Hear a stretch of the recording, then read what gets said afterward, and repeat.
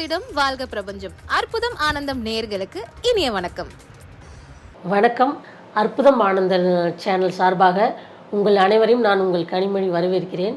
இன்று நம்ம சேனலுக்கு பார்த்தீங்கன்னா ஜோதிடவேந்தர் திரு ராஜசூரியன் சார் அவர்கள் வந்திருக்கிறாங்க. அற்புதம் ஆனந்தம் சேனல் நேயர்களுக்கு உங்கள் பிரபஞ்ச ஜோதிட ஆராய்ச்சியாளர் ராஜசூரியனின் அன்பு வணக்கம். அற்புதம் ஆனந்தம். இந்த கங்கா யமுனா காவேரி தான் புண்ணியம். அதில் தமிழ்நாட்டில் நல்ல வேலை ஒரு புண்ணிய நதி இருக்குது. அப்போ ரொம்ப தூரம் நம்ம போக வேண்டியதில்லை. அந்த காவிரியில் குளித்தால் புண்ணியம். இப்போ ஸ்ரீரங்க ரங்கநாதரே அதுக்காக தான் வெயிட் பண்ணிகிட்டு இருக்கார். அந்த கதையெல்லாம் தெரியுமா உங்களுக்கு? அவர் என்னைக்கு காவிரி எனக்கு மேலே போதோ அப்போ தான் நான் எந்திரிப்பேன்னு சொல்லி எண்ணெய் தேய்ச்சிட்டு தூங்கிட்டு இருக்கார். அவர் தூங்கலை, டென்ஷனில் இருக்கார் அவர். இந்த மாதிரி நம்ம புண்ணிய நதிகள் அப்படி பார்க்கும்போது இப்படியெல்லாம் பரிகாரங்கள் இருக்குது. இதெல்லாம் ஒன்றும் பெரிய விஷயம் இல்லை, இதெல்லாம் எளிய பரிகாரங்கள் தான்.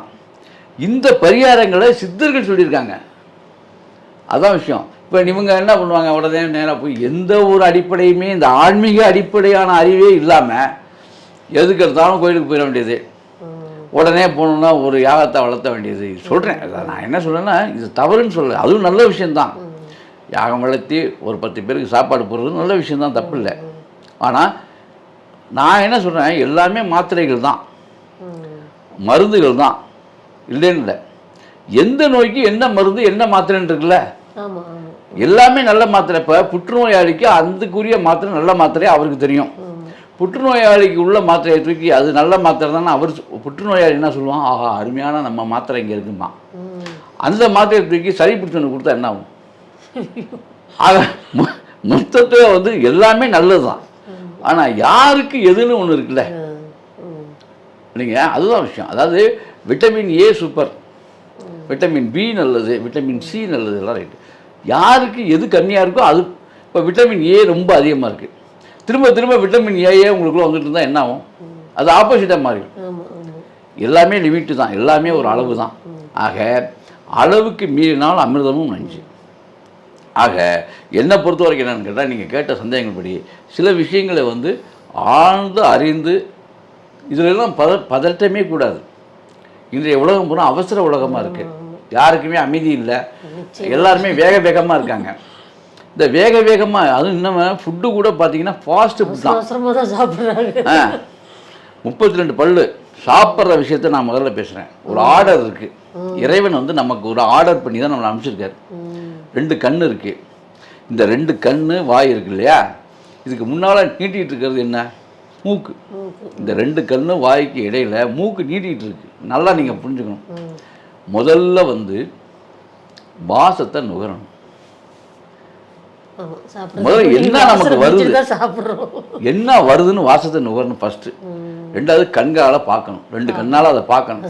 அது இட்லி வந்தாலும் சரி, கூழ் வந்தாலும் சரி, சாப்பிட முதல்ல அதை பார்க்க சொல்கிறான் சித்தர். முதல்ல சாப்பிட்ற முறையை சொல்லி கொடுக்குறாரு. சின்ன விஷயந்தான், யாருக்காவது இதை பற்றி சிந்தனை இருக்கா? முதல்ல பார்க்கணும், அதை என்ன வந்திருக்கு, நமக்கு ஏதாவது ஒன்று கொண்டாந்து அதுக்குள்ளே என்ன கிடக்குது, இதெல்லாம் பார்த்தா தான் தெரியும். பார்க்கறதே கிடையாது. இங்கே ஒன்று எடுத்து வச்சுருவான், ஆப்பூ இது மாதிரி ஒன்று தூக்கி கேளு, ஹலோ ஒன்று அவன் சர்வர் கொண்டாந்து வைப்பான், இல்லை வீட்டில் ஒன்று சொன்னால் அப்படியே எடுத்து போனேன். சொல்லுங்கள், இல்லை நான் 10 o'clock அங்கே இருப்பேங்க. என்ன உள்ளே போகுதுன்னு கூட அவனுக்கு தெரியாது. இன்றைய காலம் அப்படி ஆயிடுச்சுங்க. எவ்வளோ முட்டாள்தனமாக வாழ்கிறான் பாருங்கள். எதுக்கு வாழ்கிறோம்னே தெரியாமல் வாழ்ந்துட்டுருக்கேன். அப்படிங்கும்போது இவன்கிட்ட போய் என்ன பேசுவீங்க? உங்கள்கிட்ட ஏன் இவ்வளோ கோபம் எனக்கு வரலாம்? வருத்தமான விஷயம். வாழ்வியலை பற்றிய அடிப்படை அறிவையே அத்துரிச்சு இந்த விஞ்ஞான யுகம். அதுதான் சொல்லுவேன் நான். எல்லாம் இன்ஜின் மாதிரி அமௌண்ட், பணம் பணம் பணம் பணம் மட்டுமே. முதல்ல நாம் எப்படி வாழணுங்கிற அடிப்படை விஷயம் தெரியணும்ல. முதல்ல பண தேவை தான், இல்லைன்னு சொல்லவில்லை. வாழ்வியல் ரகசியம் தெரியாமல், வாழ்வியலை எப்படி வாழணும்னு தெரியாமல் உங்கள்கிட்ட பணம் இருந்தோ உங்கள்கிட்ட எல்லாமே இருக்கட்டும், இருந்து என்ன புண்ணியம்?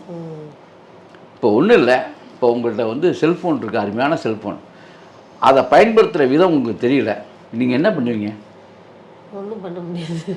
உங்கள் வீட்டில் அருமையான ஒரு ஏரோப்ளைன் கொண்டாந்து நிப்பாட்டிட்டாங்க, நீங்கள் எல்லாரும் சுற்றி சுற்றி வர வேண்டியதான். ஆப்ரேட் பண்ண ஓட்ட தெரிஞ்சவங்க தாங்க ஓட்ட முடியும். ஆக வாழ்க்கையும் அதே மாதிரி தான் பாய்ப்புச்சு. வாழ்க்கையை பற்றியே தெரியாதுங்க. இன்னைக்கு வரக்கூடிய நம்மளாலும் பரவாயில்ல, வரக்கூடிய இளைஞர்களுக்கு சுத்தம் முடிஞ்சு கதை. அவன் என்னதுன்னா பிறந்து வரும்போதே என்ன படித்தா எவ்வளோ சம்பாதிக்கலாம், என்ன படித்தா என்ன வேலை, எந்த நாட்டுக்கு போனால் எவ்வளோ காசு, இதை தவிர வேறு சிந்தனையே இந்த இளைஞர்களுக்கு இல்லாமல் பண்ணிட்டான். முட்டாளாக்கிட்டான் எல்லாத்தையுமே.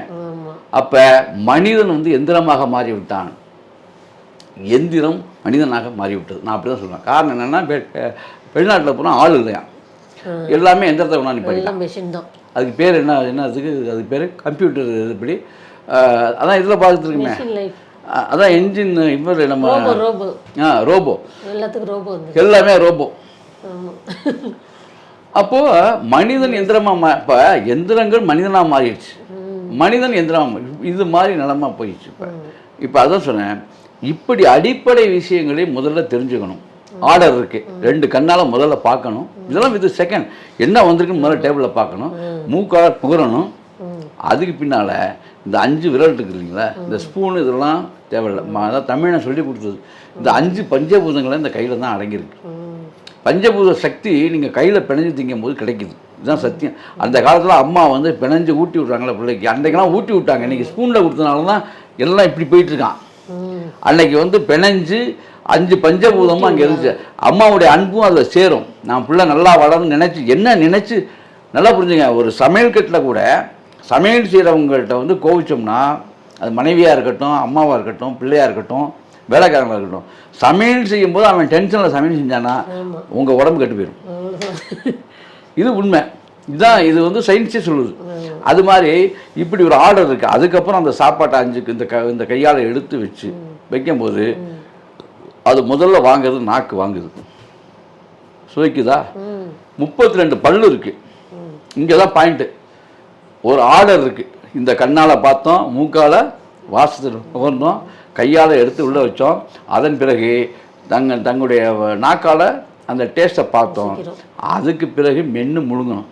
36 பல்லு, ஒரு பல்லுக்கு ஒரு டைம். ஒரு சாப்பாடு நீங்கள் மென்று 36 முறை, 32 முறை, 32 பல்லுக்கு 32 முறை மெல்ல சொல்லலாம். 32 முறை வேண்டாம், அட்லீஸ்ட் ஒரு 8 முறையாவது மெல்லணும்.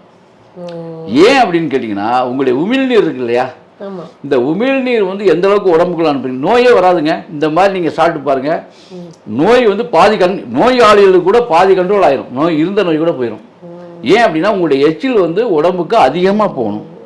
உங்களுடைய எச்சில் வந்து எந்த அளவுக்கு உடம்புக்குள்ளே போதோ அந்த அளவுக்கு செரிமானத்தன்மை அதிகமாகும், கல்லீரல் பாதிக்கப்படாது. அது மாதிரி பார்த்தீங்கன்னா, உணவை வந்து சாப்பிட்றதுக்கு ஒரு முறை இருக்குது, ஒரு தேதி இருக்குது.